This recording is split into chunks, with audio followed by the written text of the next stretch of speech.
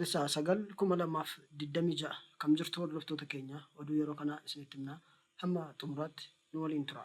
Qabeenyummaan isaa sarara daandii xiyyaaraa Indigo kan ta'e xiyyaarri Hindii Deelhii gara Maanchister balali'aa ture daangaa Itoophiyaatti erga siqeen booda battala kallattii jijjiiruun ofirra deebi'uun gabaafame. Xiyyaarri sun sarara balaliisaa maaliif akka jijjiire wanti beekamu hin jiru.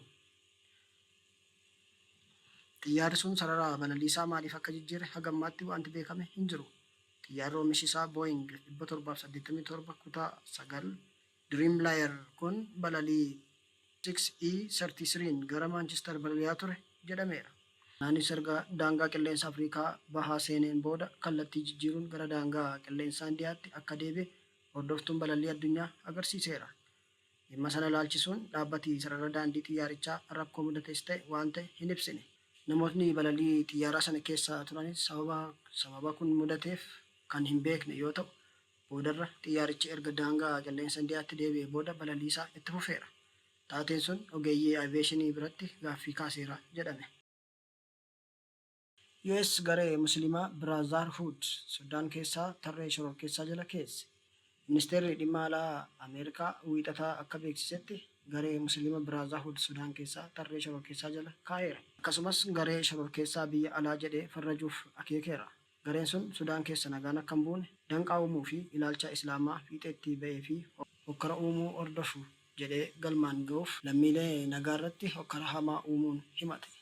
Loltoonni garee sanaa garee eegdota warraaqsa Islaamummaa Iraan irraa leenjiif deeggarsa garaagaraa argataniin lammiilee nagaa baay'ee ajjeesan jedheera. Ibsi US irraa ba'e sun waraanni US Israa'elii fi Iraan waliin adeemsisaa jiran ammallee tasgabbii dhabeera.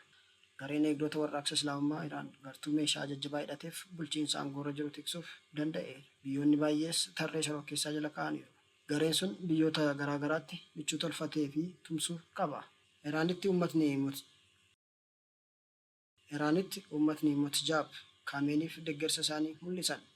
Iraan keessatti deeggartoonni bulchiinsa biyyattii daandiitti ba'uun Mujtaab Kaameenii hoogganaa olaanaa Iraan ta'uu filamuu isaanii gammachuu isaanii ibsaa oolan. Hoogganaan olaanaa duraanii Iraan haleellaa US Israa'eliin kan ajjeefaman yoggaa ta'u haga yoonaa awwaalchi isaanii hin raawwanne.